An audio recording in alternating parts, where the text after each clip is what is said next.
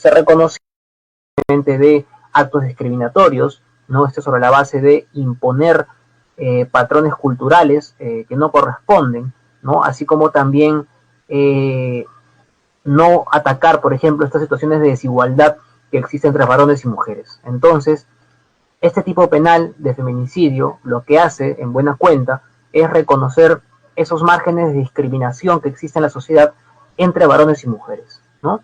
Entonces, siendo ello así, tendríamos que empezar diciendo que el delito de feminicidio es un tipo penal, es un delito que de reciente data, que no tiene un origen autónomo, sino es que más bien el delito de feminicidio surge como un delito parte del delito de parricidio, ¿no? Parricidio, matar a su par, es decir, matar a su cónyuge, matar a su conviviente, ¿no? Dentro de esta estructura del artículo 108 del delito de feminicidio, ¿no? Se reconocía, pues, el feminicidio, ¿no? Luego, este tipo penal se convirtió de manera autónoma, pero aún en la práctica existen algunas discrepancias o algunas confusiones al momento de interpretar qué sucede cuando el esposo mata a la esposa. Automáticamente hablaríamos de un feminicidio o también podría ser el tipo penal de parricidio. Esas situaciones, por ejemplo, las vamos a ver el día de hoy. No vamos a esclarecer un poco eso el día de hoy, ¿no? En qué se diferencian esos dos tipos penales que en muchos casos pueden llevar a supuestos de concurso de delitos, ¿no? Ahora bien, para entender esta política criminal que ha tenido el Estado a favor de reconocer justamente estas poblaciones de vulnerabilidad, esto atiende a que los supuestos de violencia contra la mujer han constituido justamente como esa expresión nefasta que ha tenido el hombre, biológicamente hablando, contra esta por la condición de ser mujeres, ¿no?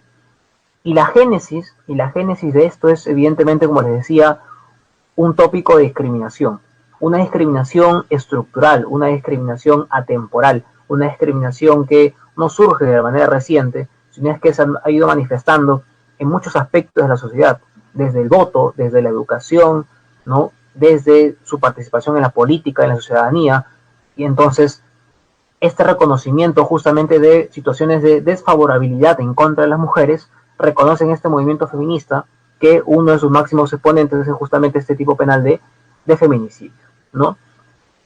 Entonces, se reconoce así pues que existe una situación de desigualdad, se reconoce así que existe una situación de desarmonía entre personas que tienen más poder o que creen que tienen más poder, como son los varones, y que imponen estereotipos a las mujeres, ¿no? Entonces, este tipo de violencia de manera general en contra de las mujeres se origina básicamente en el hogar o en la familia, ¿no? Es por eso que también el tipo penal de feminicidio en el 108, uno de sus primeros contextos, y de repente el más recurrente, es justamente la violencia familiar, ¿no? Pero un tipo de violencia familiar que no debe ser entendida como una violencia únicamente en el hogar, sino es que la violencia familiar no importa mucho el contexto en el cual se encuentren, no importa mucho el espacio geográfico en el cual se encuentren para poder denominar violencia familiar, sino es que interesa para efectos de dilucidar este aspecto la relación entre el autor y la víctima. Eso es lo que importa para entender si es que estamos frente a una violencia familiar o no. Y eso es muy importante en esos tipos penales que están vinculados o en todos esos delitos que están vinculados a la violencia de género, la violencia familiar, ¿no? De modo que no hay que pensar que violencia familiar solamente puede ser en el hogar. Violencia familiar no solamente va a ser en la casa, sino que también puede existir violencia familiar en un centro comercial, puede existir violencia familiar en un supermercado, puede existir violencia familiar en el trabajo, en la calle, ¿no? En cualquier lugar podría existir violencia familiar. ¿Qué es lo que va a determinar la existencia o no de la violencia familiar? Lo que va a determinar es justamente esta vinculación que existe entre el autor y la víctima. Ahora, dejando en claro que la violencia familiar no está vinculada únicamente al espacio geográfico, sino que está vinculado más bien a la característica que existe entre el autor y la víctima, tenemos que definir ahora qué tipos de violencia familiar pueden existir, ¿no? Para eso, ya nuestra ley que regula justamente la violencia familiar ¿no? Establece que existen hasta 4 tipos de violencia familiar, ¿no? Las 2 primeras, que de repente han sido las más recurrentes, ¿no? Que es la violencia física y la violencia psicológica, pero además de ello también reconoce 2 tipos de violencias adicionales, que es la sexual y la patrimonial, ¿no? De modo que tendríamos que entender que violencia familiar está vinculado a 4 aspectos de la sociedad: física, psicológica, sexual y patrimonial, ¿no? Como quiera que exista una de ellas, ya tendríamos que hablar de violencia familiar. ¿Está bien? Esta ley 3036-4 es la que define justamente esos 4 tipos de violencia, ¿ya? Y este primer aspecto es importante porque el delito de feminicidio lo que hace justamente es regular el varón que mata a una mujer por su condición de tal. El tipo penal te dice el que mata a una mujer, ¿no? Clásicamente aquellos que hemos estudiado derecho, cuando nos han enseñado derecho penal y nos han enseñado parte general, ¿no? Nos han dicho siempre que cuando un delito empieza con estos términos de que,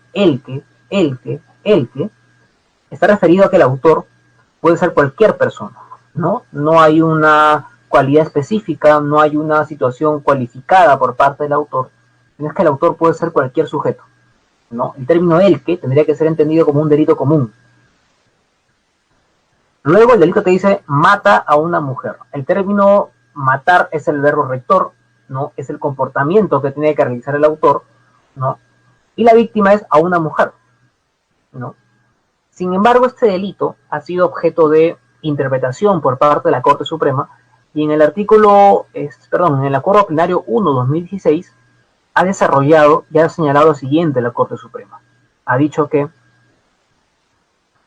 por más que el artículo 108b que regula el delito de feminicidio, por más que empiece con el que mata a una mujer, el término el que, para poder ser entendido de manera contextualizada con el delito de feminicidio, tiene que estar dirigido únicamente cuando el autor es un varón biológicamente hablando. De modo que la Corte Suprema ahora ha señalado y ha concluido que el delito de feminicidio solamente puede ser cometido por un varón biológicamente hablando. Es decir, aquellos que nacen como varones, ¿no? Y la víctima también tendría que ser una mujer como tal, una mujer en términos biológicos, como señala la Corte Suprema, ¿no? Sobre este punto yo guardo mi discrepancia porque creo que también una mujer puede matar a otra mujer por su condición de tal, ¿no? Creo que la Corte Suprema finalmente confunde lo que es los conceptos de sexo y género, ¿no? El sexo vinculado al aspecto genético, al aspecto biológico, y el género vinculado más que todo al aspecto social, ¿no? Entonces, creo que se confunde cuando la Suprema solamente estatuye que el autor de este tipo penal puede ser un varón biológicamente hablando. Creo yo que también una mujer que haya nacido como mujer, ¿no? Puede matar a otra y cometer el delito de feminicidio, ¿no? Creo que no habría ningún problema en aceptar eso. Ahora, el término es matar. El término es matar. Ese es el verbo rector que tiene que cometer el autor. ¿A qué se refiere con matar? Bueno, para entender lo que es matar, tendríamos que hacer una acepción tanto activa como negativa, ¿no? Es decir, una acepción en el hecho de ejercer el acto de matar y otra acepción en el entendido de dejar matar, ¿no? O dejar que muera. De modo que feminicidio puede ser la persona que directamente coge un cuchillo, o coge un arma, coge una pistola, coge lo que fuere, un objeto contundente, y genera la muerte de manera violenta o de repente de manera activa, ¿no? O de repente golpeando, de repente disparando, ¿no? Eso perfectamente por acción puede ser entendido como matar, pero también puede ser, o también se puede realizar la conducta de matar a través de términos naturalistas, como antes les decían, de no hacer, ¿no? La omisión también puede calzar en esos tipos penales, ¿no? Pero, ¿qué tipo de omisión será? ¿Cualquier tipo de omisión? No. Será la omisión que, en términos de derecho, la conocemos como la omisión impropia, o también llamada comisión por omisión, ¿no? ¿Y a qué me refiero con esto?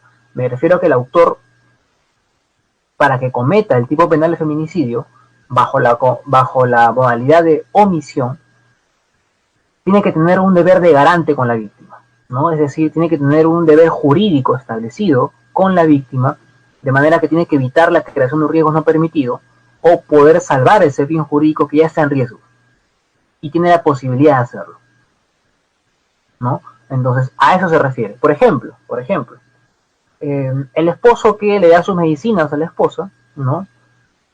Que tiene que darle todos los días su medicina para que ella pueda sobrevivir, para que se mantenga estabilizada de repente su corazón, sus hormonas, ¿no? Y el esposo adrede, esconde los medicamentos, ¿no? Bota los medicamentos y hace imposible que ella tome sus medicamentos y así ella pueda sobrevivir 1, 2, 3 días, ¿no?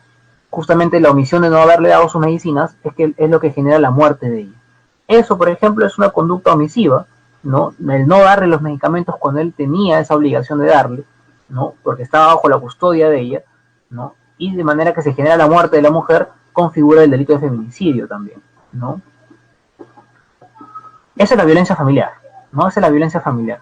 Tenemos que entender que este tipo penal de feminicidio es un delito muy complicado, muy complejo, ¿no? Es muy controversial, porque, a ver, les pongo un supuesto que puede ser incluso más discutido, ¿no? Que se puede dar en la práctica, que no es nada descabellado que se pueda dar en la práctica, pero que puede ser objeto de críticas. A ver, les planteo lo siguiente.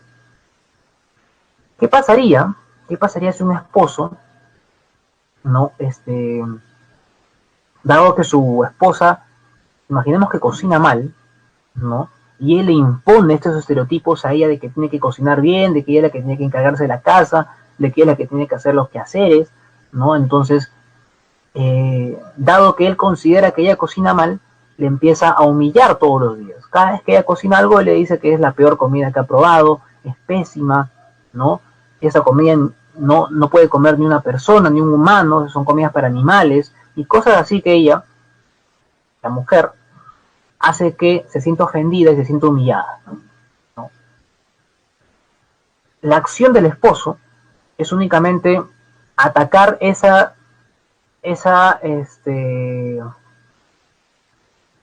comportamiento negativo que él considera, que es que ella no cocina bien. Sin embargo, la esposa tiene problemas familiares, tiene problemas laborales, ¿no? En la universidad también tiene problemas. Y sumado a ello, en su hogar también le va mal. Entonces ella se siente abrumada por todo esto y decide quitarse la vida. La pregunta es, ¿el esposo podría responder por el delito de feminicidio? ¿El esposo ahí tendría responsabilidad por el delito de feminicidio? ¿No? Recordando que el esposo solamente hizo conductas o hizo expresiones en atención a la comida que cocinaba su esposo, ¿no? Pero justamente ella, en atención a todos los problemas que ella tenía, y que no es una pregunta descabellada, es una pregunta que puede suceder en la práctica, ¿no? Que es de repente plausible que pueda suceder, pero yo les pregunto, si el esposo realizaba ofensas, humillaciones, solamente atendiendo de repente porque ella cocina mal, ¿no? Y la esposa, aunado todos los problemas que tenía, más lo que dijo el esposo, más lo que decía el esposo de manera recurrente, decide quitarse su vida, ¿eso se le puede imputar al esposo o no?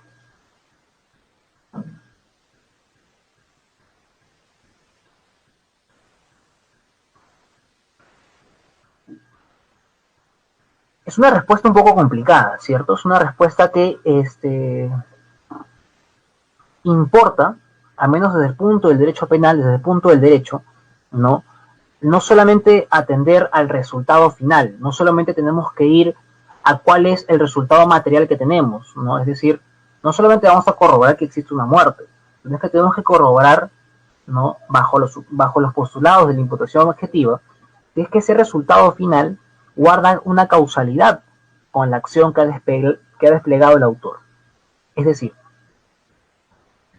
si la conducta del autor era suficiente para generar ese resultado de muerte, se le puede imputar objetivamente ese resultado.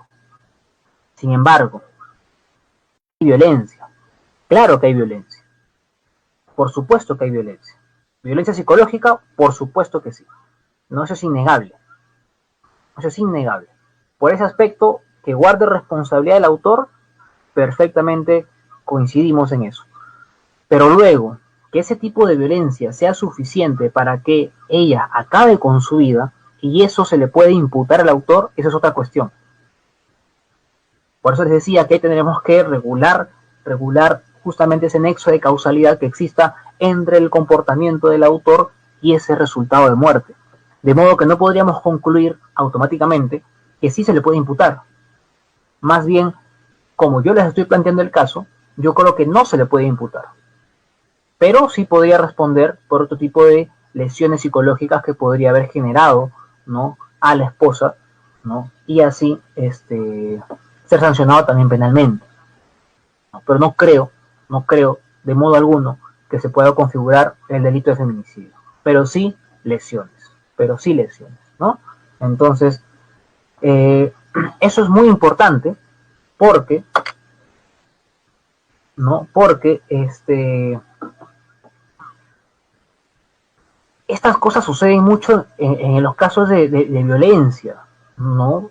Porque no solamente tenemos que ir al resultado final, no tenemos que ir solamente a ese resultado último que tenemos, ¿no? Sino es que tenemos que analizar que ese resultado haya sido como consecuencia de la acción que haya desplegado el autor, ¿no? Por eso que les enfatizaba con el tema de la causalidad, ¿no? Tiene que haber una relación, tiene que haber un nexo causal entre el comportamiento y el resultado, de manera que si eso existe, se le puede imputar objetivamente ese resultado, ¿no? Entonces ahí hay que tener mucho cuidado, porque así por así no se le puede atribuir una responsabilidad al autor por más que haya desplegado una conducta delictiva. De repente su conducta puede configurar un tipo penal diferente, pero no necesariamente será el feminicidio, ¿no? No necesariamente será el feminicidio. Entonces hay que tener mucho cuidado, porque a veces uno ve las noticias, ¿no?, y es lo más común, que uno, cuando hay un caso de feminicidio, por ejemplo, porque han detectado la muerte de una mujer, automáticamente los noticieros es otro feminicidio. O porque han hallado una mujer fallecida, automáticamente los titulares feminicidio. Y eso no es tanto así, ¿no? Sino es que el legislador ha establecido cuáles son los supuestos específicos para el feminicidio: violencia familiar, coacción, hostigamiento, acoso sexual, abuso de poder, de confianza o de cualquier otra posición o relación que le confiera autoridad a la gente, y también cualquier forma de discriminación, ¿no? De modo que la muerte de una mujer automáticamente no podríamos configurar como un feminicidio, sino es que tendremos que corroborar que previamente existan uno de estos supuestos que están en el artículo 108b, ¿no? 108b. Entonces, por eso es que yo les insisto que no todos los comportamientos que automáticamente me den como resultado la muerte de una mujer va a configurar feminicidio, ¿no? No es tanto así. En verdad no funciona así, ¿no? Ahora, que quede esto bien claro, por favor, porque tampoco son contextos que se van a contraponer, porque acabo de ver un comentario de la doctora Yes, que menciona que la violencia psicológica puede dar pie a un feminicidio. Por supuesto que sí, ¿no? Por eso les decía en un inicio que la violencia familiar puede ser física, puede ser psicológica, puede ser sexual. Así puede empezar, y finalmente el resultado puede ser un feminicidio, ¿no? Finalmente el resultado puede ser un feminicidio. Pero no es en todos los casos, no es de manera automática o no es de manera genérica, ¿sí? ¿Está bien? Luego tenemos el supuesto de coacción. ¿A qué se refiere con la coacción? ¿No? ¿A qué se refiere cuando se mata a una mujer por su condición de tal, ¿no?, bajo el contexto de coacción, ¿no? La coacción hay que entenderlo de manera genérica como los actos de violencia o amenaza que se realizan en contra de una mujer para efectos de que ella realice algo que no está obligada a hacer, ¿no? Eso debemos entender genéricamente como coacción. Pero evidentemente, como estamos en un delito de feminicidio, estos actos que van a ser obligados a la mujer a hacer cuando no lo está, están vinculados, ¿no?, a actos discriminatorios, ¿no? Están vinculados a actos de violencia física, psicológica y sexual, ¿no? No se refiere a cualquier tipo de obligación que le obligue a hacer la mujer, sino es que estas obligaciones en contra de las mujeres no están vinculadas al aspecto físico, psicológico y sexual, ¿no? Entonces, sobre ese contexto tenemos que analizar lo que es la coacción, ¿no? Sobre lo que es la coacción. Ahora, ¿qué es el hostigamiento? El hostigamiento es aquella conducta que les he puesto justo como ejemplo, ¿no? El hostigamiento es generar esos actos de hostigación, ¿no? Esos actos de malestar, de burla contra la mujer. De modo que el hostigamiento tiene que generar finalmente, ¿no?, un menoscabo a la autoestima de la mujer. Porque lo que se busca con hostigar es justamente humillar, ¿no? Es atentar el autoestima y la dignidad de la mujer. Eso es lo que se busca con el hostigamiento. Ahora, el acoso sexual, bueno, el acoso sexual tiene un tipo penal específico, de modo que el acoso sexual tiene que ser entendido como aquellos actos donde el autor busca la cercanía hacia la mujer o busca el contacto hacia la mujer sin que exista el consentimiento, y los fines para ellos tienen que ser eminentemente para realizar actos con contenido o de connotación sexual. Y esto es claro porque hablamos de acoso sexual. Si el contexto hubiera sido acoso nada más, los fines que hubiera perseguido el autor para acercarse o para tener cercanía con la víctima podría ser de cualquier índole. Sin embargo, acá el legislador establece de manera puntual que el acoso tiene que ser con fines sexuales, ¿no? Tiene que ser con fines sexuales.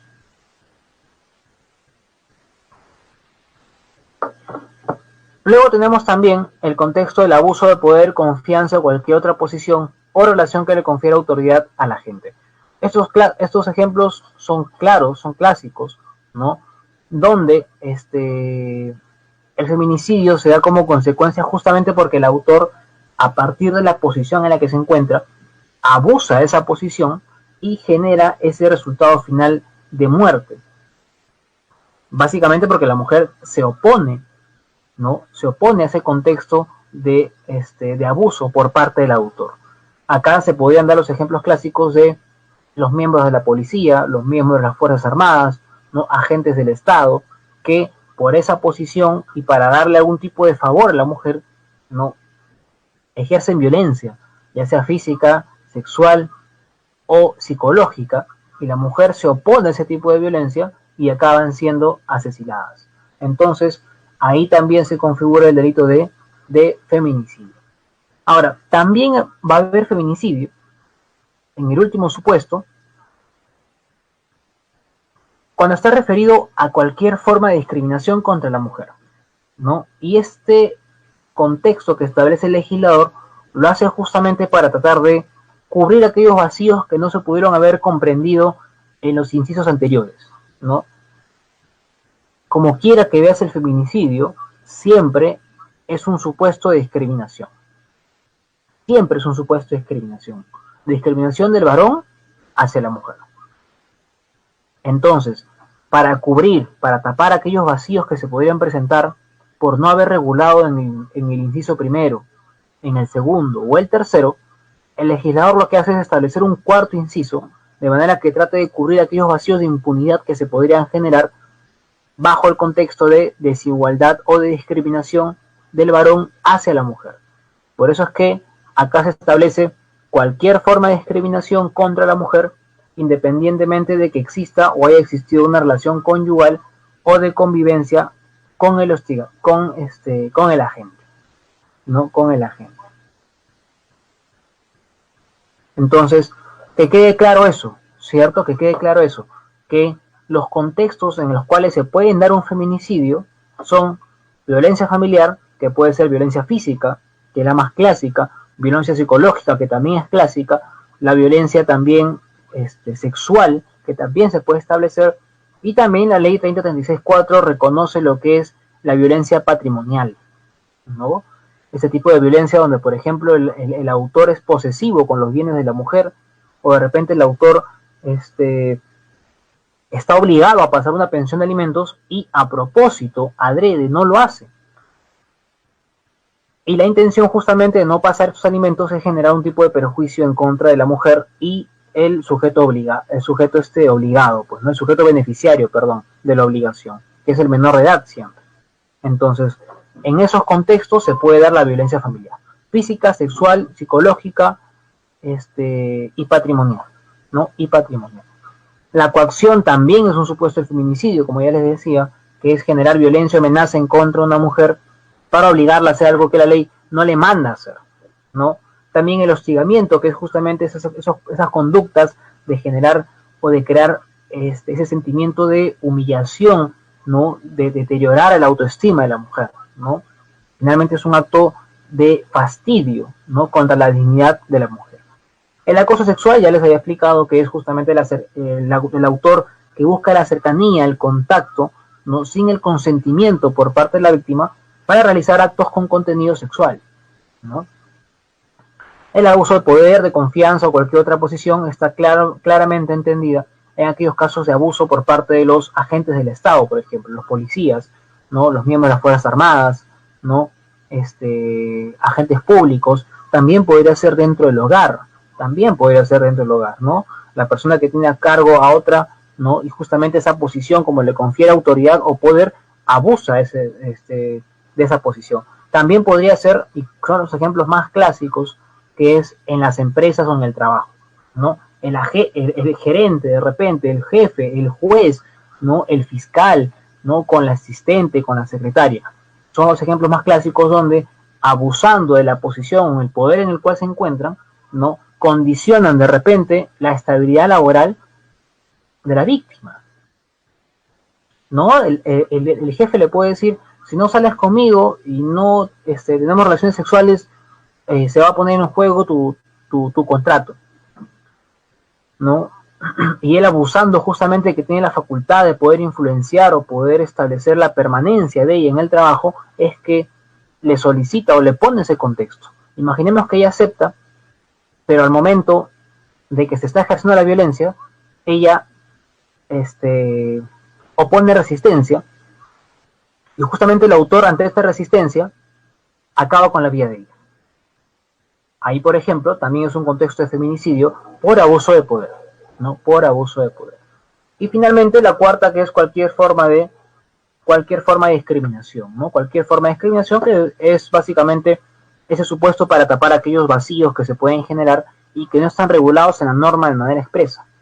¿Está bien? Entonces, dejando eso en claro, por favor, esos son los contextos básicos de feminicidio, y estos contextos nos van a servir bastante, no solamente para el tipo penal de feminicidio, sino es que también nos van a servir para poder entender cuándo se puede realizar lesiones graves contra las mujeres o lesiones leves contra las mujeres, e incluso el delito de agresiones contra las mujeres e integrantes del grupo familiar. Entonces, este contexto que les quede bien claro, por favor. Estos 4 contextos que esté grabado en su mente, porque vamos a repetirlos, ¿no? De manera constante. Este delito tiene una penalidad mínima de 20 años, ¿no? Una penalidad mínima de 20 años. Y si recurrimos a la parte general del derecho penal, tenemos que concluir que la pena máxima que se le puede imponer acá son 35 años, ¿no? De modo que la pena iría de 20 a 35 años. Pero esa es la pena que se le puede imponer al autor en el supuesto más básico. Porque esta pena podría ser incrementada en la medida de que existan circunstancias agravantes, como cuáles, las que están acá.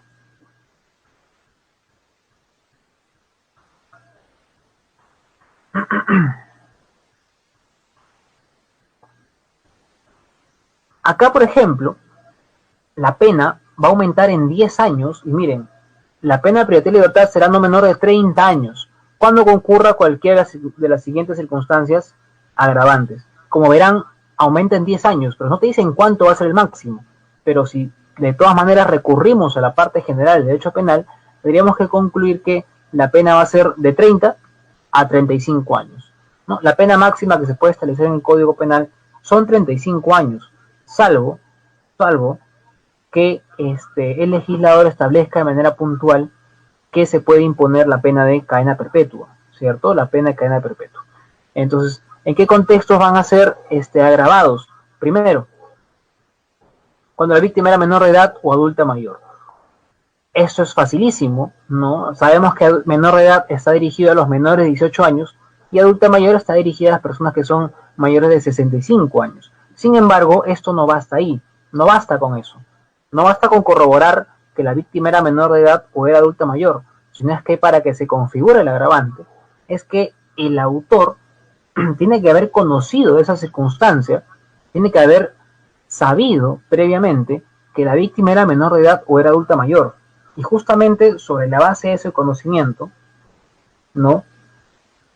Y él aprovechándose de esa condición de vulnerabilidad, porque claro está que una menor de edad y una adulta mayor son personas más vulnerables que una adulta normal, que una adulta que supera los 18 años, ¿no? No solamente desde el aspecto físico, sino también desde el aspecto psicológico, una menor de edad y una adulta mayor son personas más vulnerables. Entonces, cuando el autor conoce de la minoría de edad y cuando el autor conoce esta mayoría de edad, ¿no? Y se aprovecha de esa condición, es que recién configuramos con el agravante. De modo que si el autor, imaginemos que Juan mata a María, ¿no? En una discoteca, donde las personas que entran a esa discoteca solamente son mayores de edad. Sin embargo, cuando le hacen la necropsia a María, se percatan que María tenía 17 años. Sin embargo, Juan, cuando la vio a María en la discoteca, parecía perfectamente una mujer de 24 años o 25 años. Porque puede pasar, ¿cierto? Puede pasar los errores de tipo, ¿no? Donde una persona que se ve de menor de edad o se ve joven, en verdad no es tan joven como aparenta, ¿no? Alguien que puede tener 18 años, pero en verdad tiene 30 años o 35 años. O al revés, ¿no? Al revés también podría pasar, ¿no? Alguien que tenga 35 años, pero parezca alguien de 22 años. Entonces, esos contextos tienen que ser analizados para que se configure o no el agravante. El autor tiene que tener conocimiento de que la víctima es menor de edad o que la víctima es adulta mayor. Y tiene que aprovecharse de esa condición de vulnerabilidad. Si no sucede así, simplemente el agravante no se configura. Luego también acá importa como otra agravante que la víctima se encontraba en estado de gestación, ¿no? ¿A qué se refiere que la víctima se encontraba en estado de gestación? El motivo, el fundamento político criminal de esta agravante está dirigido a que no solamente se atenta contra un bien jurídico, sino es que más bien se atenta contra dos bienes jurídicos, uno dependiente y otro independiente. La vida humana dependiente, evidentemente, está dirigido al feto, y la vida humana independiente, claro está dirigido hacia la mujer, ¿no? Hacia la madre. Entonces, justamente porque se atentan dos bienes jurídicos, es que se configura la agravante. De igual manera, el autor tiene que saber esa condición de vulnerabilidad. El agente tiene que saber que la mujer se encontraba en estado de gestación. Porque, ¿qué sucede si es que A mata a B y cuando le hacen la necropsia se dan cuenta de que B tenía 2 meses de embarazo? Pero, de manera visible, a vista, no se notaba, porque 2 meses de embarazo muchas veces ni siquiera se forma nada en el vientre. Entonces, justamente, si el autor no conocía de este estado de embarazo, no se le podría imputar la agravante, ¿no? No se le podría imputar la agravante. Luego te dice si la víctima se encontraba bajo cuidado o responsabilidad de la agente, ¿no? Esto lo que hace es reconocer un contexto de subordinación que puede existir tanto entre el autor y la víctima, ¿no? De manera que la conducta se va a agravar si es que la mujer se encontraba bajo cuidado o responsabilidad de la agente, ¿no? Justamente esta circunstancia se va a justificar porque hay un abuso de esa confianza que puede haber, ¿no? De esa dependencia que puede haber entre el autor y la víctima, ¿no? Acá puede darse los supuestos de los profesores con los alumnos, los tutores o los curadores también, ¿no? También es otra agravante si es que la víctima fue sometida previamente a actos de violación sexual o actos de mutilación, ¿no? Es decir, acá estamos ante un concurso de delitos porque tiene que configurarse en principio el delito de violación sexual o el delito de lesiones, porque son actos de mutilación, lesiones graves, ¿no? Y una vez que se configuran ello, después el resultado final va a ser la muerte de la mujer, ¿no? Entonces acá estamos ante un concurso de delitos, ¿no? Que por principio de especialidad se va a configurar como un feminicidio agravado, ¿no? Como un feminicidio agravado. También es agravante cuando la víctima sufre algún tipo de discapacidad. Acá creo que no hay ningún problema, ¿cierto? En el mismo sentido de las agravantes anteriores, la discapacidad, el legislador no establece si es que es física o psicológica, no solamente establece que es una discapacidad, de manera que pueden entenderse a las dos perfectamente acá. Ahora, igual, el motivo por el cual se justifica el agravante es porque la mujer se encuentra en un estado de vulnerabilidad porque padece de alguna discapacidad. Entonces el autor, aprovechando de esa discapacidad, y evidentemente para que se aproveche porque tiene que saber de la discapacidad, es que se configura el agravante. Caso contrario, si el autor no conoce de la discapacidad, no podría configurarse de ninguna manera esta agravante de feminicidio, ¿no? Por el inciso quinto. También será agravante si es que la víctima fue sometida previamente para fines de la trata de personas, ¿no? Ya saben que no se exige corroborar el delito de trata de personas, sino que solamente se exige que el autor, ¿no?, tenga el autor tenga la disponibilidad y tenga la intención de tratar a la mujer. Por ejemplo, una mujer ha sido captada de manera indebida por engaños, ¿no?, en un anuncio laboral de trabajo, y la van a conducir de repente a provincia para que ella trabaje en un bar, ¿no? Y justamente ella piensa que va a trabajar en un supermercado o en un centro comercial, no muy reconocido, pero las verdaderas intenciones de los autores es explotarla a ella laboralmente, ¿no?, y sexualmente. Entonces, en el transcurso, en el camino, ella se percata que algo está yendo mal, ¿no?, que no la están llevando al lugar donde le habían indicado, y que cuando llegan a un bar, no llegan a un centro comercial o a un supermercado, llegan a un bar, ¿no? Y la mujer a cargo del bar o la administradora del bar le dice, ¿sabes qué? Acá tu función va a ser atender a los señores que vienen, le das cerveza, le das alcohol, y si ellos te piden algo adicional, tú tienes que decir que ya. Tienes que aceptar todo lo que ellos te pidan. La mujer se percata de eso, no quiere realizar esos actos y se opone a ser explotada laboral y sexualmente. Producto de esa oposición, ¿no?, de repente acaban con la vida de ella, ¿no?, la matan, justamente para que ella no pueda dar información a los agentes policiales. Eso, por ejemplo, configura el agravante del feminicidio, ¿no?, cuando la mujer ha sido sometida previamente para fines de trata de personas. No te dice que la mujer tenga que ser tratada, te dice para fines, ¿no? Para fines.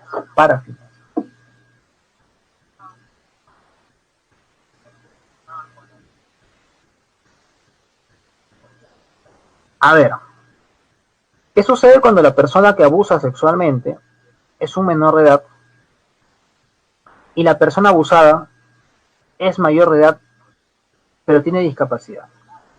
Bueno, acá estamos ante los supuestos de responsabilidad penal de los adolescentes, ¿no?, que escapa de una regulación o una sanción meramente penal, como una pena de privacidad de libertad, sino es que ven acá la pena, en el peor de los casos, sería una pena de internamiento. Sin embargo, acá sí tendría que haber responsabilidad, igual tendría que desplegarse un proceso penal, pero dirigido contra los adolescentes, ¿no? acá no habría ningún impedimento en imponerle una sanción al menor de edad, ¿no?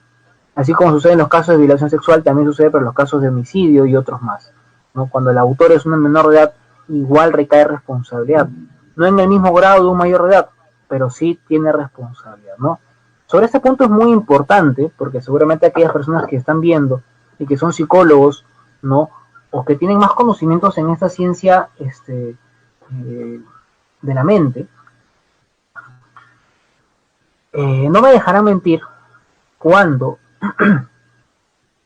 se afirme que no todas las personas tienen el mismo grado de madurez o maduran de la misma manera, ¿no? Cognitivamente, ¿no?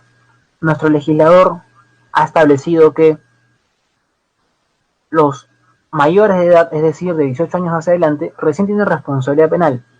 Debajo de ellos no hay responsabilidad penal propiamente, sino es que hablamos de una responsabilidad de los adolescentes, ¿no? Los infractores. Sin embargo, esto no es tanto así, ¿no? Sino es que puede existir menores de edad que pueden tener 18 años, 17 años, 16 años, 15 años, y tienen un grado de madurez mucho más alto de aquellas personas que pueden tener 20 años. Y contra ellas no se le podría dirigir una responsabilidad penal, una pena privativa de libertad. Yo creo que sí, ¿no? Yo creo que sí. Sin embargo, al menos acá en Perú, la legislación peruana es clara cuando establece que pueden ser responsables penalmente aquellos que son mayores de edad, ¿no? De 18 a más. Por debajo de ellos estamos hablando de los infractores, ¿no? Aquellos que de ninguna manera se le puede imponer una pena privativa de libertad. La pena más grave que se le puede imponer es una pena de internamiento, ¿no? La que conocemos que tiene que pagar cárcel, por decirlo así, en Maranguita, ¿no?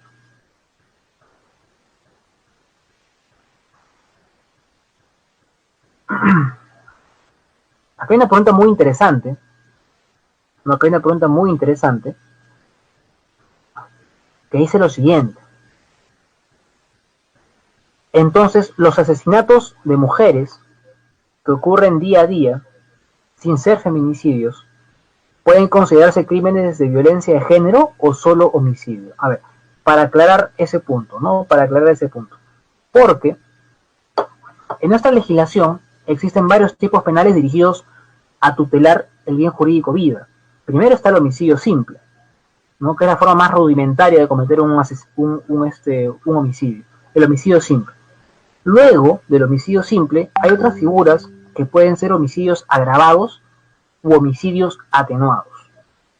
¿Cuáles son los homicidios agravados? Por ejemplo, el parricidio es un homicidio agravado. ¿Por qué? Porque entre el autor y la víctima tiene que haber esa relación de consanguinidad, o tienen que haber sido esposos o cónyuges o convivientes, ¿no? De modo que ahí, por ejemplo, hay un deber, ¿no?, denominado familia, que hace que el autor, cuando mata a su par, por eso que se llama parricidio, se le incremente la pena. Porque aparte de atentar contra la vida, atenta también contra deberes que son impuestos a estas personas porque han sido una familia, ¿no? De igual manera sucede en el feminicidio, ¿no? Se configura un tipo penal autónomo porque no solamente se mata a una mujer, sino es que el plus de ello es justamente ese móvil de discriminación, ese móvil de trato desigual, ese móvil vinculada a la violencia de género, ¿no? Eso es lo que justifica finalmente que el feminicidio sea un tipo penal autónomo, ¿no? Otra agravante que podría ser del homicidio son aquellas genéricas que tenemos en el artículo 108, que pueden ser, por ejemplo, la ferocidad, que puede ser el lucro, que puede ser la gran crueldad, que puede ser la alevosía, que puede ser también cuando se comete con veneno, con explosión, con fuego. Son circunstancias agravantes, de manera genérica, estas de acá. Pero también hay homicidios que pueden ser atenuados. Por ejemplo, el homicidio piadoso, el llamado eutanasia, ¿no? También tenemos el homicidio, el homicidio por emoción violenta. Y es un tipo penal muy, muy especial, el homicidio por emoción violenta, porque lo va a cometer una persona que justamente por el impacto de ese momento, el impacto inmediato de un contexto, hace que pierda su capacidad de poder controlar sus emociones, se desinhiba y justamente comete un homicidio. Por eso que es un homicidio atenuado, porque la capacidad que tiene de poder comprender la licitud de su acto se encuentra disminuida. Ojo, sin llegar al estado de inconsciencia. Porque si llegamos al estado de inconsciencia simplemente no responde penalmente, ¿no? Los casos donde, estos casos de homicidios por emoción violenta pueden ser los supuestos donde una persona llega a su domicilio y encuentra a su esposo o su esposa con su amante. Entonces tú llegas, por ejemplo, imaginemos que encuentras a tu esposo o tu esposa con tu amante el día de tu aniversario. Entonces tú quieres llegar a tu casa, tú sales a trabajar a las 5 de la tarde, ¿no? Y llegas a tu casa a las 6, pero ese día, por ser tu aniversario, pediste permiso al mediodía, compraste tus regalos, tus rosas, tus flores, tus peluches, tus chocolates, ¿no? Y quieres llegar a la casa a las 2 de la tarde para sorprender de repente a tu pareja, ¿no? Por el aniversario. Llegas tú muy entusiasmado, muy emocionado por ser tu primer aniversario, y cuando llegas a tu domicilio te das cuenta que tu pareja está con su amante en tu habitación. De modo que eso hace que te impacte tanto que cojas el arma que tienes guardada ahí en tu bolsillo, saques el arma y acabes con la vida del amante. Eso, por ejemplo, podría configurar como un homicidio por emoción violenta. Podría configurar como un homicidio por emoción violenta. Y ahí la responsabilidad es disminuida o atenuada. De modo que se pueden configurar muchos tipos de homicidio, ¿no? Yo tengo una postura respecto al delito de feminicidio particularmente, ¿no? A ver, estoy viendo sus preguntas. Diferencia entre parricidio y feminicidio, ahora les digo.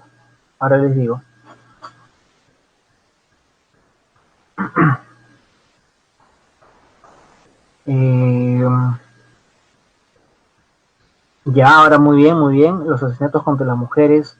Ahora les explico, justamente ahí quería entrar a tallar con los comentarios que ustedes están haciendo, que me parecen muy oportunos y muy interesantes, ¿no? De modo que, a ver, desde mi punto de vista, que no es la verdad absoluta, sino es que ustedes la pueden criticar, pueden estar a favor o no pueden estar a favor, no hay ningún problema, no hay ningún problema. Pero al menos les quiero manifestar mi punto de vista, ¿no? El delito de feminicidio es un delito que tiene una regulación casi reciente, ¿no? 2014, 2011, nace por ahí, se va desarrollando recién, 2014, 15, agarra cierta independencia, cierta autonomía, 2016 ya, y se va modificando y ahora tenemos este tipo penal de feminicidio con las agravantes y con las penas con las que están ahorita, ¿no? Eh, Tiene un aspecto positivo el feminicidio, pero yo creo que lo positivo es el fundamento, más no la regulación, ¿no? Eh, ¿A qué me refiero?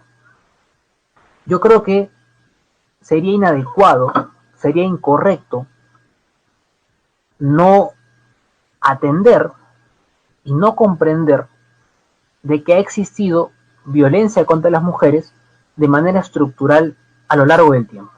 Yo creo que eso está claro.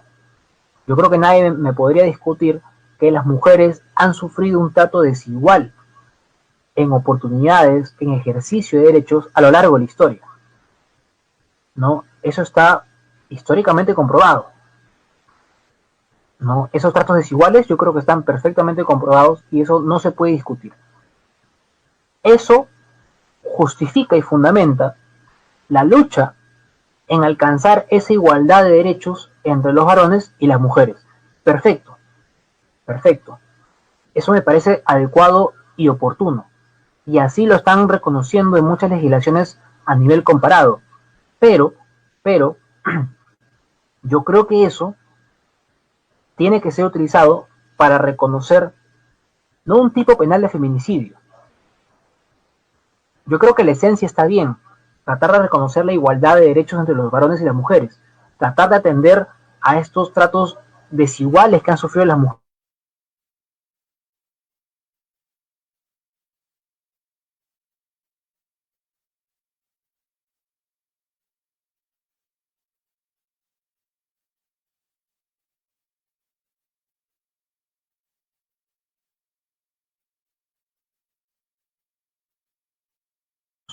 que existe un delito de feminicidio.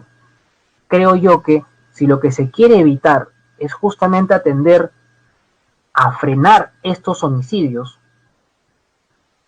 en atención al género, creo yo que esto se puede haber subsanado con una agravante genérica que diga que será también homicidio, pero calificado, cuando se mate a una persona por razón del género, ¿no? Por razón del género. De esa manera, no solamente vamos a proteger cuando se maten a las mujeres por su condición de tal, sino que también cuando se maten a los varones por la condición de ser varones. Claro está, y con esto no quiero desatender a que las mujeres han sido más vulneradas, claro que sí, pero no por eso tendríamos que estatuirles un tipo penal solamente cuando ellas son víctimas. Creo yo que se puede utilizar mejor el fundamento, ¿no? Y atender a buscar una agravante genérica en todos los supuestos cuando el motivo por el cual se mata una persona es por su género, sea varón o sea mujer. Y eso yo creo que tiene que rescatarse del movimiento feminista. Yo al menos no comparto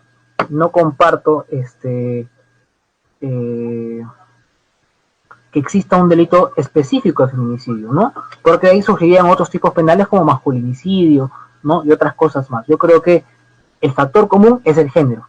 Entonces podemos tutelar a cualquier persona que sea asesinada por razón de su género, ¿no? Eh, y también me parece también que el legislador olvida, por ejemplo, un contexto que es muy importante, que es muy delicado y que no lo está reconociendo. Es cuando las víctimas, por ejemplo, son menores de edad o son adultas mayores. Yo no sé a ustedes qué les parezca más reprochable, matar a un niño de 3 años o matar a una mujer por su condición de tal.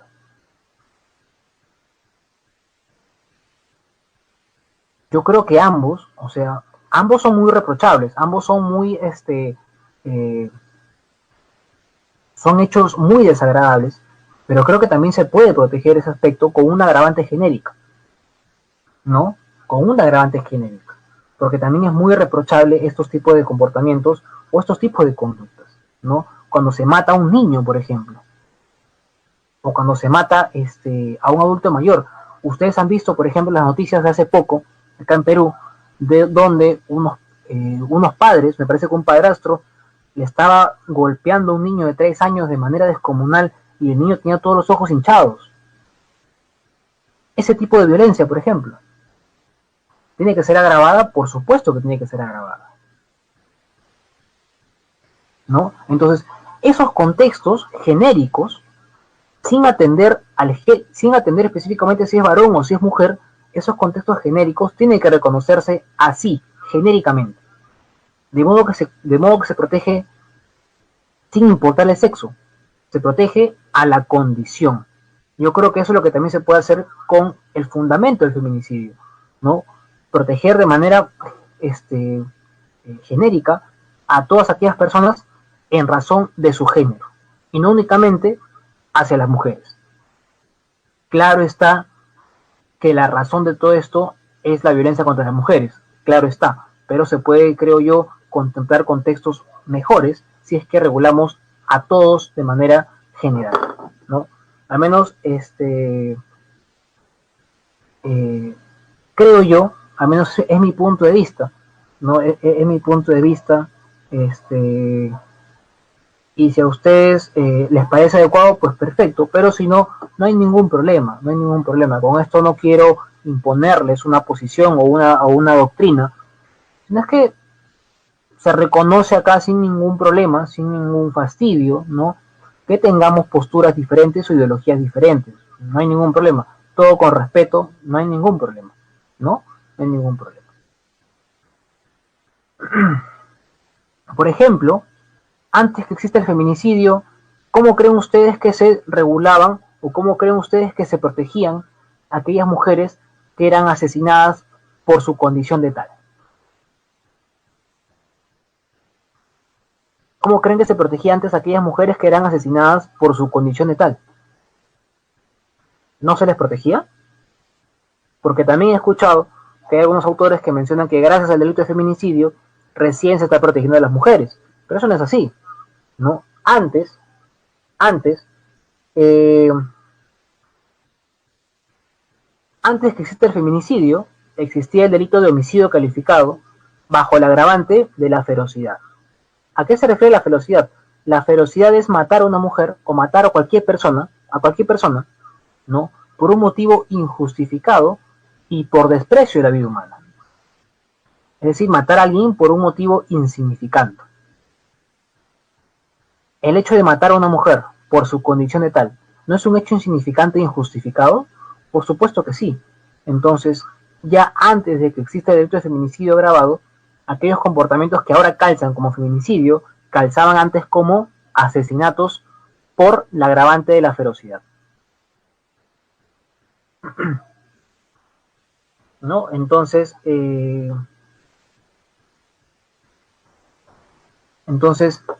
no era un homicidio cualquiera, no era un homicidio simple, era un homicidio calificado, era un homicidio con agravantes, ¿no?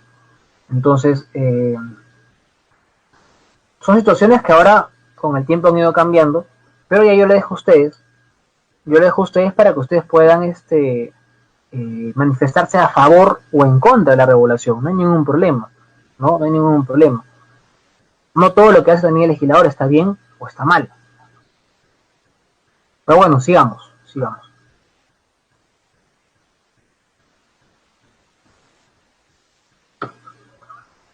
También habrá feminicidio agravado cuando concurran las circunstancias agravantes del artículo 108. ¿A qué se refiere con el artículo 108? Se refiere al asesinato, ¿no? Al asesinato. Entonces, ¿cuáles son las agravantes del delito de asesinato? Ya les había dicho, por ferocidad, por lucro, por codicia, gran crueldad, alevosía, para facilitar o ocultar otro delito, por veneno, por fuego, por explosión, ¿no? Entonces, esas agravantes también pueden concurrir en el delito de feminicidio. Sin embargo, no pueden concurrir todas, ¿no? No pueden concurrir todas. No es que tienen que concurrir en atención a los fines que persigue el autor, ¿no? Si ya les acabo de decir, por ejemplo, que el homicidio calificado por ferocidad es lo mismo que un feminicidio, no podría haber feminicidio agravado por ferocidad, porque sería repetir dos veces lo mismo. Tampoco podría haber feminicidio por lucro, porque se entiende que la finalidad del autor es matar a la mujer por su condición de tal, y no por buscar un beneficio. Tampoco podría haber feminicidio agravado por codicia. Pero sí podría haber feminicidio agravado con gran crueldad. ¿A qué se refiere con la gran crueldad? Por ejemplo, la gran crueldad está referido a aquellos actos donde el autor genera hacia la mujer dolores innecesarios cuando el resultado final va a ser la muerte, ¿no? Entonces, si yo tengo un cuchillo y tengo una pistola y mi intención ya está predeterminada, que es acabar con la vida de esa mujer, pero antes de acabar con su vida con una pistola, lo que hago es utilizar el arma blanca, el cuchillo, y empiezo a generarle cortes en el cuerpo, ¿no? O le incrusto el cuchillo en partes del cuerpo, dejo que ella se vaya desangrando, ¿no? Y así generarle a ella sufrimiento innecesario, cuando el resultado final igual va a ser la muerte, ¿no? Ahí también configura el agravante, ¿está bien? Esa es la gran crueldad. La alevosía está dirigida justamente a ese contexto que genera el autor de no ponerse en riesgo, ¿no? De generar un estado de vulnerabilidad o un contexto de indefensión a la víctima y así asegurar la comisión del hecho delictivo. Por eso es que en muchos casos la alevosía ha sido entendida en aquellos supuestos donde el autor ataca hacia la mujer, ¿no? Por la espalda, ¿no? La mujer está de repente haciendo sus quehaceres, ¿no? Y está de espaldas y va el autor con una soga y la amarra en el cuello y le aprieta la soga en el cuello, ¿no? De modo que ella se encontraba en un estado de indefensión ¿no? Y eso permite que él asegure la comisión del hecho delictivo. Ahí, por ejemplo, también configura la alevosía, ¿no? Ahí configura la alevosía.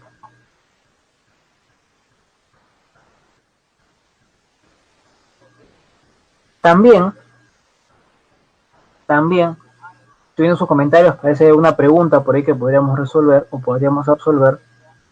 Eh,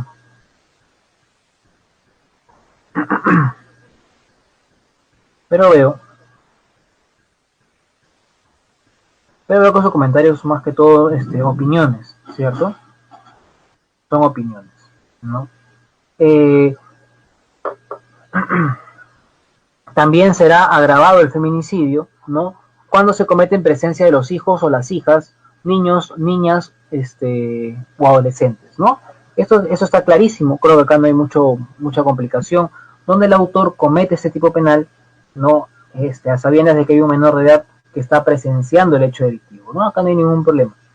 Y finalmente, también es agravante cuando el autor, cuando el autor se encontraba en estado de ebriedad, ¿no? Pero ¿en qué punto del estado de ebriedad? A 0.25 gramos por litro de sangre, ¿no? ¿Qué quiere decir esto?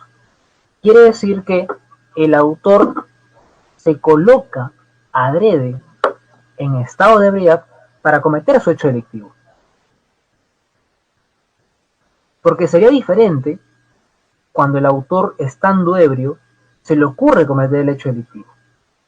Ahí es diferente, pero lo que quiere decir acá este agravante es que el autor se coloca en estado de ebriedad para cometer el hecho delictivo, aquello que conocemos en el derecho penal como el acto libera in causa, ¿no? El acto libera in causa, las personas que se coloca adrede bajo el sometimiento de una fuerza física irresistible o un grado mínimo de estado de inconsciencia, ¿no? No podría llegar al estado de inconsciencia de ninguna manera, porque si llega al estado de inconsciencia, más bien no cometería ningún tipo de acción. Pero el autor se coloca adrede justamente para cometer el hecho delictivo, ¿no? Cuando concurren dos o más agravantes, la pena va a ser de cadena perpetua, ¿no? El legislador establece de manera taxativa que se puede imponer cadena perpetua acá, ¿no? Dos o más agravantes, cadena perpetua. ¿Está bien?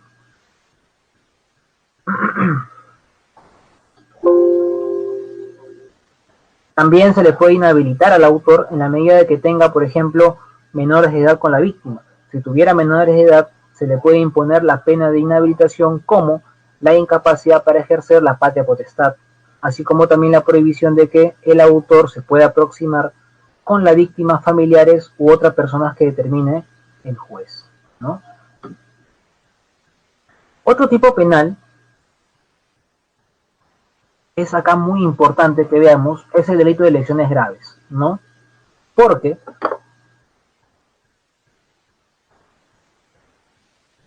eh,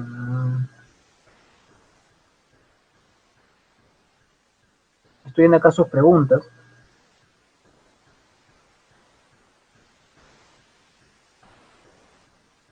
¿Cómo quedan los homosexuales y los transexuales? Bueno,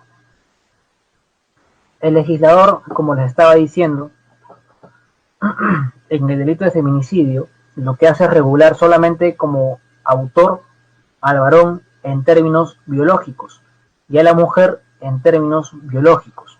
De modo que solamente puede ser autor aquella persona que haya nacido como varón, ¿no?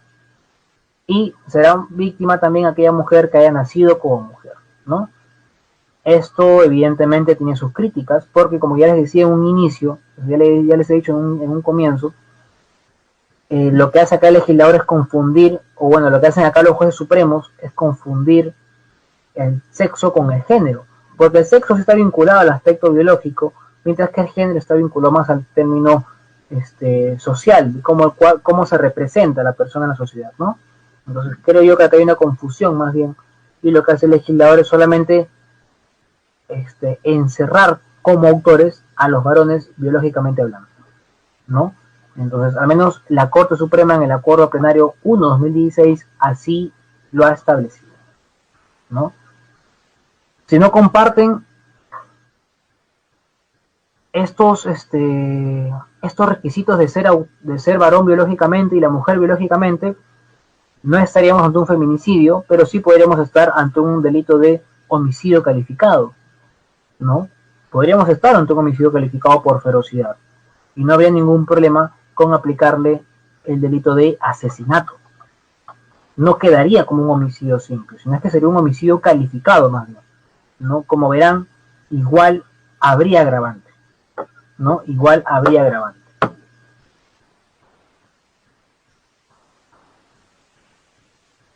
Eh,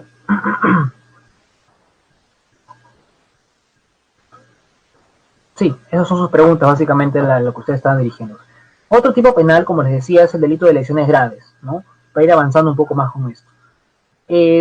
Las lesiones graves, por su mismo nombre, están dirigidos a aquellos tipos de actos violentos, físicos, psicológicos o sexuales, ¿no? Donde lo que se busca acá es poner en peligro inminente la vida de la víctima. Esa es la intención, poner en grave peligro o en peligro inminente la vida de la víctima, ¿no? Entonces, esa es la finalidad que persigue el autor. ¿Y cómo lo puede hacer? Bueno, lo puede hacer generando un grave daño al cuerpo o a la salud de la víctima, ¿no? Y esto va a ser, por ejemplo, cuando se generen desfiguraciones de rostro, cuando se mutilen partes del cuerpo, cuando se cercenen órganos o cuando se deje incapacidad grave o invalidez permanente también a la víctima, ¿no? En esos contextos está entendido las lesiones graves, ¿no? En, en dañar de manera inminente la vida de la víctima, ¿no? Ahora, eso es en tanto los contextos que se puede dar la lesión grave, porque otro factor a tomar en cuenta para determinar la existencia o no de lesiones graves es el quantum de los días que te va a dar el médico como descanso o asistencia, ¿no? Y, y acá se modifica la ley porque clásicamente se ha entendido que las lesiones graves eran, al menos en Perú, de 30 días hacia arriba, ¿no? De modo que si había una lesión donde el médico legista te decía 34 días de prescripción médica facultativa, tú decías, bueno, una lesión grave entonces, estamos ante una lesión grave, porque es de 30 días a más.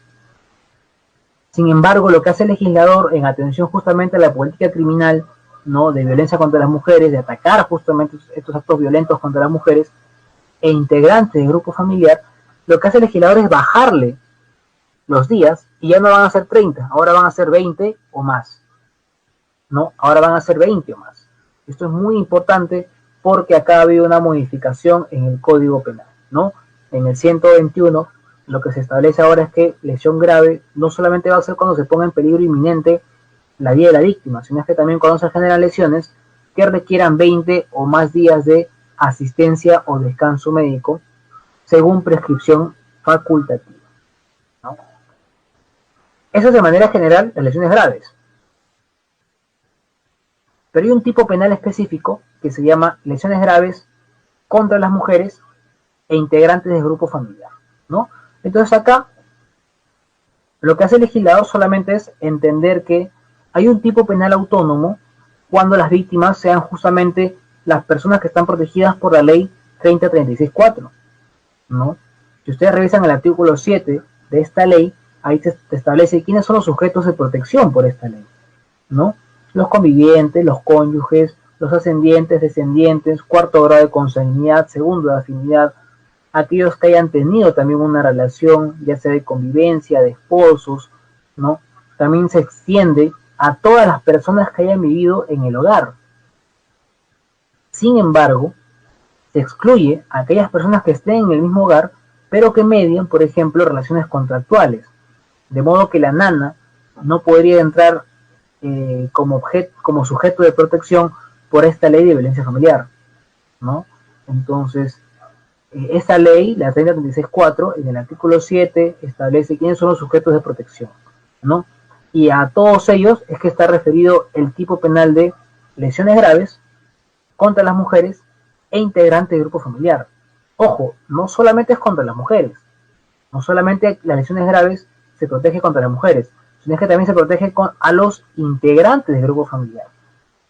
Entonces acá entran a ser sujetos de protección cualquiera, ¿no? Cualquiera.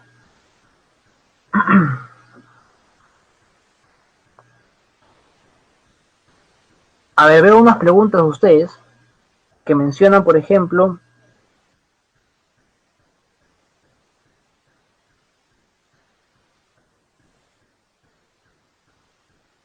a ver, dicen el doctor Ricardo Palomino, por ejemplo, menciona, cuando la pena es cadena perpetua, habiendo asesinado delante de un niño y bajo los efectos de sustancias alucinógenas, el juez está en la potestad de reducir la pena a 35 años por haber reconocido el delito por parte del imputado. Acá tendríamos que aclarar lo siguiente, ¿no? La aceptación por parte del imputado depende de qué momento del proceso se dé, puede generar salidas alternativas al proceso. Por ejemplo, si le imputan a Juan de feminicidio y él,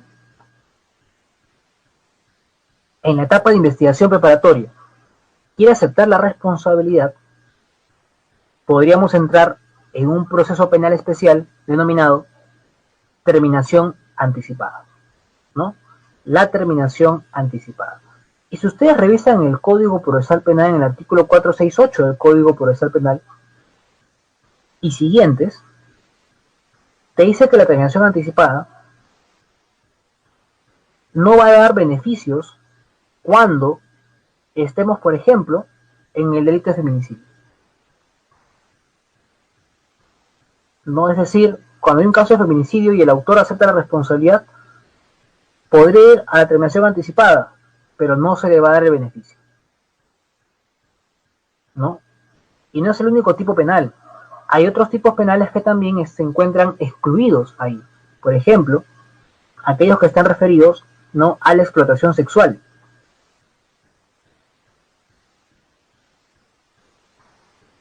Cuando concurriere otras circunstancias que le pueden generar algún tipo de beneficio, como la confesión sincera, ¿no?, se podría reducir de cadena perpetua a 35 años hacia abajo, ¿no? No podríamos reducir de otra manera, porque como ya les había dicho, las penas van de 2 a 35 años, y después de los 35 años, la pena que se le puede imponer es cadena perpetua. Entonces, si yo le voy a hacer una reducción de esta pena, tendría que ser hacia 35 años para abajo, ¿no?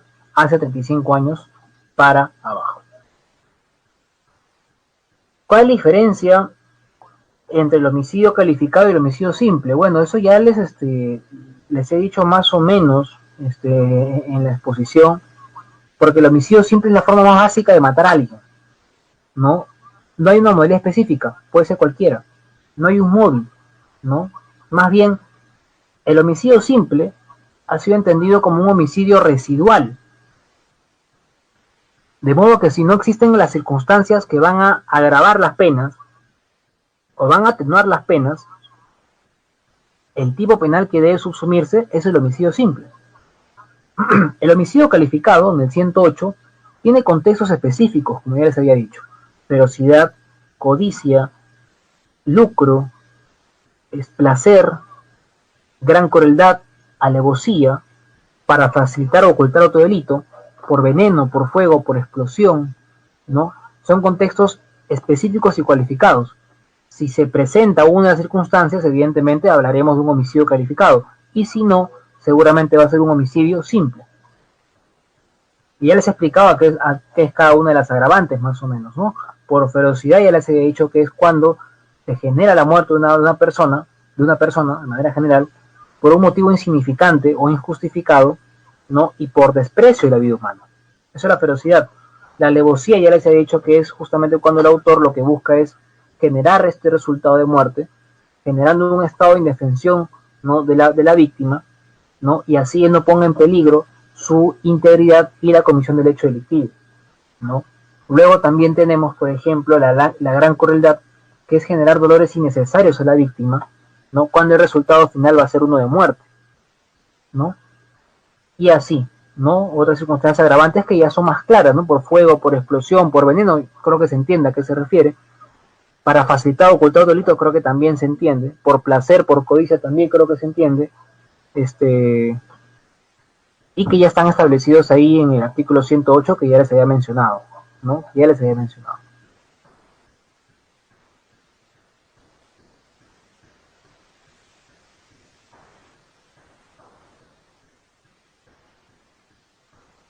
A ver, aquí hay una pregunta muy interesante que se llama, ¿se pueden emitir medidas de protección en un contexto de violencia si es pareja de homosexuales? ¿No? Muy controvertida esa pregunta, ¿no? Sin embargo, déjenme decirles que en la práctica sí he visto, ¿no? En la práctica he tenido la oportunidad de ver, por ejemplo, que entre parejas homosexuales sí se han podido dictar medidas de protección, ¿no? Por más que aún en el Código Civil no se reconozca a las parejas como tales de homosexuales, ¿no? Porque tendría que estar ahí primero regulado como parejas ahí, ¿no? Como situación de convivencia, como situaciones de matrimonio entre homosexuales, ¿no? Sin embargo, pese a que no existe una regulación expresa, ¿no? También esta ley de violencia familiar eh, o hacia las mujeres integrantes del grupo familiar también reconoce como objeto de protección cuando se da violencia entre enamorados, por ejemplo, o entre novios, ¿no? De modo que he visto he visto una vez en Lima Norte, donde se dictó una medida de protección en una pareja homosexual, ¿no? Una pareja homosexual, ¿no? Pero es el único caso que he podido ver, al menos yo, de manera personal. Pero creo yo que justamente la legislación tendría que ir en ese horizonte, ¿no? De reconocer estas situaciones de igualdad, ¿no? Porque al menos la ley todavía no es clara en decir que sí se admiten como parejas legalmente establecidas, ¿no? Y esa es básicamente la barrera que establecen los jueces al momento de no dictar medidas de protección en parejas homosexuales. Pero creo yo que perfectamente debería, ¿no? Perfectamente debería.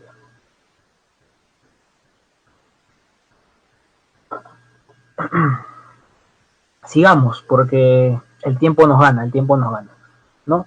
Eso es entonces las lesiones graves, ¿no? Como ustedes van a ver acá, los contextos para entender una lesión grave contra las mujeres e integrantes del grupo familiar, como ustedes pueden ver acá, son los mismos o son muy similares a los que ya hemos visto. Porque primero te dice si la víctima es mujer y es lesionada por su condición de tal, ¿en qué contextos? La del 108.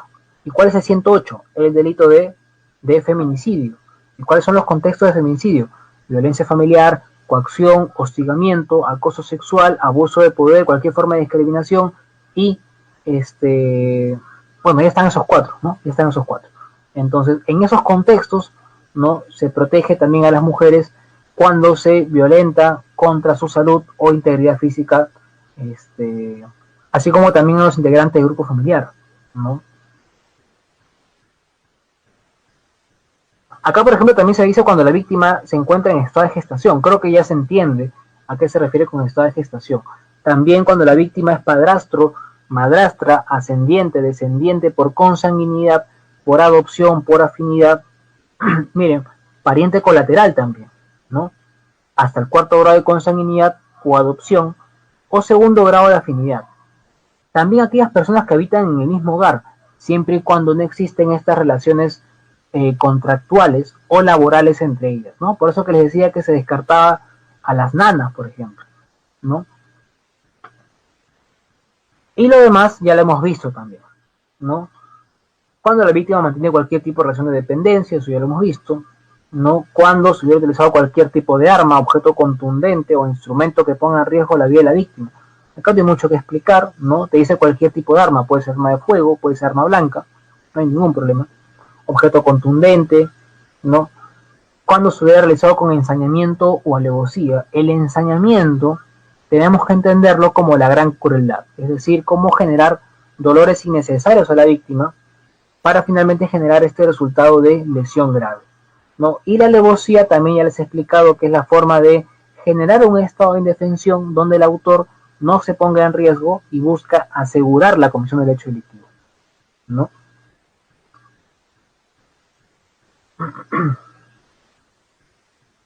Eh, También ese tipo de lesiones, claro está, y como les había manifestado a un inicio, no solamente se puede cometer de manera física, sino también se puede cometer de manera psicológica, ¿no?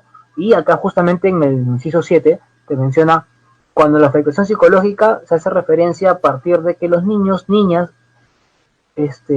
hijos o hijas o adolescentes hayan presenciado, ¿no? Hayan presenciado estos hechos de violencia familiar o de violación sexual, ¿no? Y estuvieran bajo el cuidado de la víctima, ¿no? También va a ser circunstancia agravante cuando el agente se encuentra en estado de ebriedad. Y acá lo que ya les había manifestado ya hace un momento. El autor tiene que colocarse en el estado de ebriedad, ¿no? No basta con que el autor se encuentre ebrio, sino es que el autor tiene que colocarse en estado de ebriedad y así cometer el hecho delictivo de lesiones graves, ¿no? Y finalmente, esa es una circunstancia muy importante porque te dice, cuando la víctima muere a consecuencia de la lesión y el agente pudo prever ese resultado, ¿no? La pena será no menor de 15 ni mayor de 20 años. Entonces acá el autor no tiene que buscar el resultado de muerte. El autor tiene que buscar el resultado de lesiones graves. Sin embargo, producto de las lesiones, el autor tiene que prever que es posible ese resultado de muerte hacia la mujer. Por ejemplo, el autor que todos los días golpea en la cabeza a la mujer. Todos los días. Entonces, ¿eso puede ser previsible que en algún momento por un mal golpe le genere un resultado de muerte? Claro que sí. Y ahí la sanción va a ser más bien no menor de 15 ni mayor de 20 años.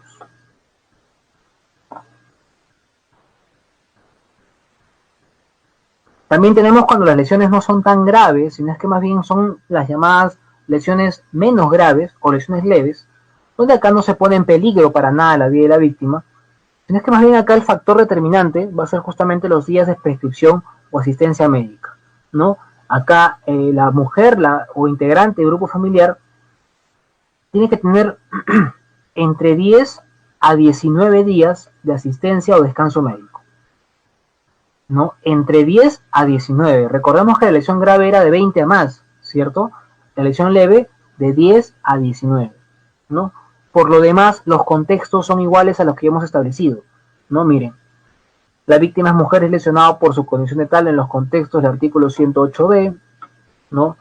La víctima se encontraba en estado de gestación, la víctima es cónyuge, excónyuge, eso ya está. La víctima mantiene cualquier tipo de relación de dependencia, también ya está. Cuando la gente actúa en estado de ebriedad, también ya lo hemos analizado, ¿no?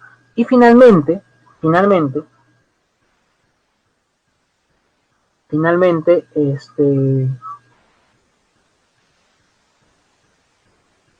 acá hay algunas preguntas que acabo de ver, ahorita las voy a responder.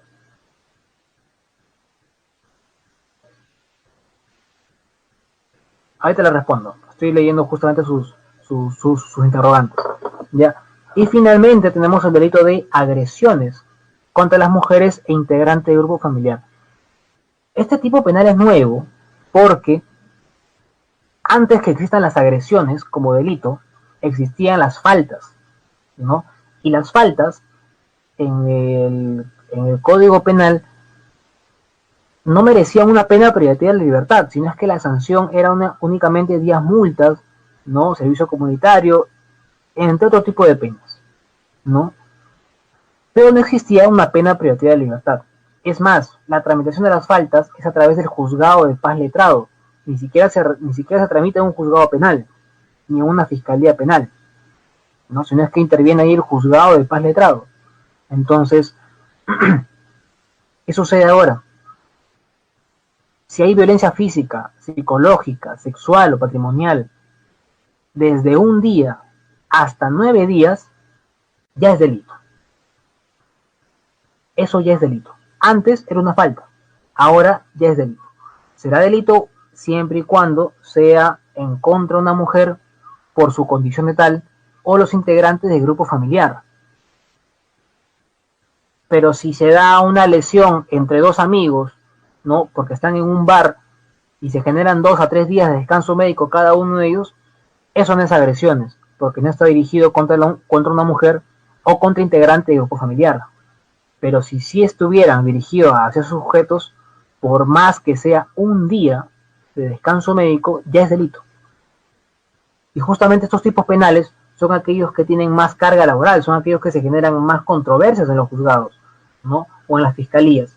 Porque llega, llega una mujer, por ejemplo, y denuncia que su esposo le acaba de agredir físicamente o verbalmente, y al día siguiente, a los 2 días, ya se reconcilian, y la ley ahora y el reglamento de violencia familiar establece de manera taxativa, por ejemplo, que la mujer o que la sola manifestación de la mujer no es suficiente para archivar y retirar la denuncia, sino es que para que se archive y se retire la denuncia tiene que ser calificado previamente por el fiscal, ¿no? Entonces, esto es muy delicado, ¿no? Cualquier tipo de lesión, por más mínima que te genera un día, ya puede ser delito, ¿no? Y miren la pena va a ser no menor de 1 ni mayor de 3 años.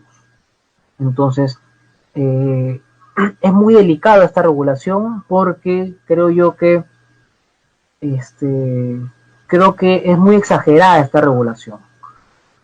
Me parece bien que haya el delito de agresiones, pero me parece mal en el ámbito procesal que existan muchas trabas, ¿no? Para poder conciliar en esos tipos penales.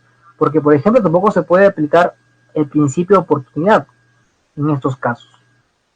Y el principio de oportunidad es justamente para tratar de archivar las denuncias cuando el autor reconoce la comisión del hecho delictivo, ¿no? Sean delitos de bagatela y, y el autor pueda resarcir el daño cometido, ¿no? Pero simplemente en esos tipos penales no se contempla o se prohíbe que se pueda aplicar el principio de oportunidad y otros beneficios que también pueden ser favorables y puedan reducir la carga procesal, ¿no? Entonces, en el aspecto procesal es muy criticado esta regulación de violencia familiar porque se juega de una u otra manera. Pero en cambio en el aspecto penal, en el aspecto normativo, cómo es que están reguladas esas conductas, puede tener un poco más de acierto, ¿no? Puede tener un poco más de acierto.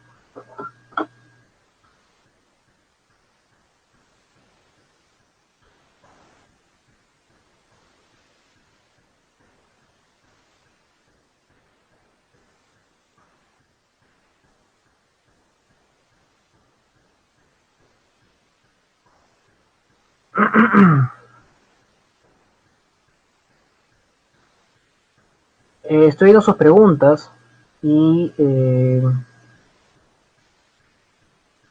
por ejemplo, violencia familiar se puede considerar de tía a sobrina, claro que sí. Si ha habido violencia física, 2 días, atención facultativa y 7 días, por supuesto que sí. No, no, claro que sí. Sí es un contexto de violencia familiar. No, es un contexto de violencia familiar. Me parece curioso que no le hayan contemplado a la doctora Giovanna como un supuesto de violencia familiar. Más bien la ley 3036-4 establece justamente cuando se da también violencia entre integrantes de una agrupación familiar, ¿no? Creo que se entiende mal, creo que se confunde mucho cuando se dirigen a dos sujetos diferentes, porque la ley se dirige a proteger a las mujeres y a los integrantes del grupo familiar, ¿no? Entonces, son contextos determinados para cada uno de ellos. Para la mujer tenemos que ir al artículo 108b, pero contra los integrantes del grupo familiar puede ser cualquier tipo de violencia, física, sexual, patrimonial o psicológica. No hay ningún impedimento, ¿no? Entonces ahí me parece muy delicado que no lo hayan regulado como un contexto de violencia familiar, ¿no?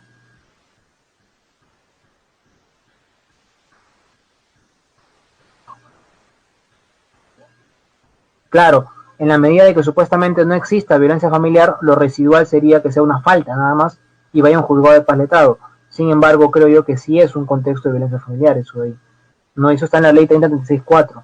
Ahí en los sujetos de protección, el artículo 7, sería importante que lo puedan revisar y con eso lo puedan más bien fundamentar, ¿no? Porque sí sería un contexto de violencia familiar, ¿ya?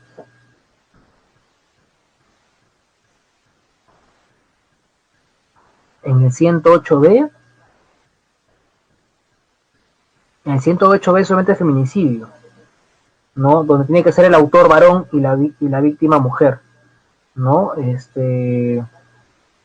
No creo que sea un contexto de 108B, más bien creo que es un contexto de violencia familiar de manera genérica, como establece la ley 3036-4. ¿Ya? También, como mencionó la doctora Anabelli, pues la violencia, como les decía, podría ser física, podría ser psicológica, podría ser patrimonial y podría ser sexual, ¿no? En esos cuatro aspectos se establece que puede existir violencia, ¿no? Y la ley lo que hace es regular y establecer esos cuatro contextos de violencia. Ahora, la ley no dice, la ley, la ley no dice qué delitos pueden calzar en esa ley. No es que la ley te establece de manera general cuando las víctimas son esas personas. ¿Está bien? La ley no te dice, por ejemplo, la ley de violencia familiar no te dice, son delitos de violencia familiar, feminicidio, lesiones, violación sexual. No. Lo que dice la ley es establecer a esas personas como víctimas y en atención a que se den esos contextos donde ellas son víctimas, es que se puede establecer qué tipo penal pueden conocer. Por eso es que ahí podría calzar feminicidio, lesiones, podría calzar violación sexual, acoso, hostigamiento, coacción, pueden calzar todos esos tipos penales. Actos contra el pudor también podrían calzar ahí, ¿no?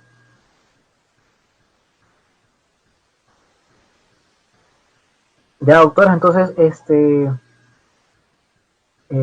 siendo la hora vencida, ¿no? Espero que hayan podido al menos comprender algunos conceptos que hayan sido importantes para ustedes y que les pueda servir en la práctica, ¿no? Y si no, espero reencontrarnos en otra oportunidad y estoy viendo sus comentarios para ver si ustedes tienen algunas dudas e interrogantes y bueno, veo que ya no han manifestado interrogantes, de modo que al menos yo ya daría por concluido el seminario hasta este momento, ¿no? Espero, les agradezco la permanencia hasta esta hora y nos veremos en otra próxima oportunidad seguramente.